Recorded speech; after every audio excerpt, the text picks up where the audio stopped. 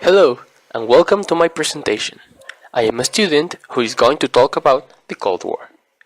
Now, you may ask yourselves, what was the Cold War?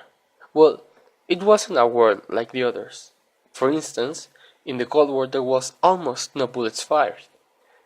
It doesn't have specific start and finish dates, but the most common time frame used is between 1947 and 1999, when the Soviet Union collapsed. The Cold War was called like that because there was no heat between the participant main countries, the USA and the USSR, as they realized blessing a full-out war would bring catastrophes to the planet. Instead, the Cold War was a war based on information. Who had the biggest army, the better equipment, the most nukes, the most planes, and so on and so on. Also, the most tense action the war really had was supporting their smaller, less disaster-capable allies, like Korea, Vietnam, China, etc. Capitalism, its representing country being USA, is an economic system based on owning means of production and their profit. This means if I own an enterprise, I also own its profits. This involves competitive markets, capital accumulation, among other concepts. Capitalism has been around since the first civilizations ever, but the modern capitalism can be attributed to David Hume and Adam Smith. Socialism, on the other hand, is based on the cooperation of citizenship. This is meant to avoid someone being rich at the cost of the wealth of another one, and instead, growing together as one. This means I can own the enterprise I was talking about. Instead, I can work on it and get the same benefits as everyone. This method was originally purposed by Karl Marx and Frederick Engels, and its representing country is the USSR. For this presentation, I interviewed Antonio Ramos Galicia. He's my 75-year-old grandparent. Unfortunately, he wasn't able to record the interview, but he acceded to write out his answers for me, which I will transcribe.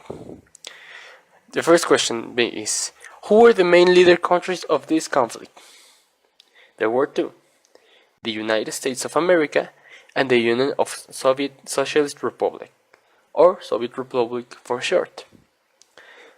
Now, how did the Allies become enemies after the war? Well, first, the USA noticed communism was expanding, and it took measures to stop it.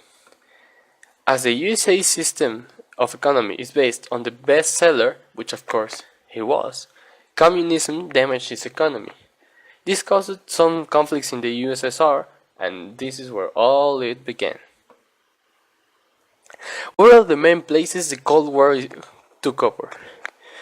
Well, the main locations are Berlin, Cuba, Czechoslovakia, and smaller Soviet countries, near to Russia, or what it now is Russia. What does the public think about the Cold War? Well, people have a very concrete opinion of the Cold War, and isn't that wrong? Even with the few most known facts, they can pinpoint three things right. 1. There was no violence between the two countries. 2. The main fighters were the smaller allies. 3. It was a lot more like a competition between the USA and the Soviet Union. Now, what were the weapons used during the Cold War? We can divide that into at big scale, where we have nukes, missiles, even atomic bombs, cargo planes, etc., etc., etc.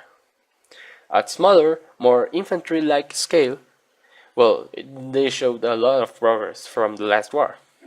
They had machine guns, submachine guns, assault rifle, big, durable tanks, lots of means of transportation. The dynamite was one of the main things that can be highlighted. Oh, and I almost forgot. The trench knife, I think it's what it's called. It's a very useful thing, well, it was for them. So I hope you can research it later. Well, thank you very much for listening to my presentation of the Cold War. I hope you liked it and got educated at least a little bit. Thank you very much.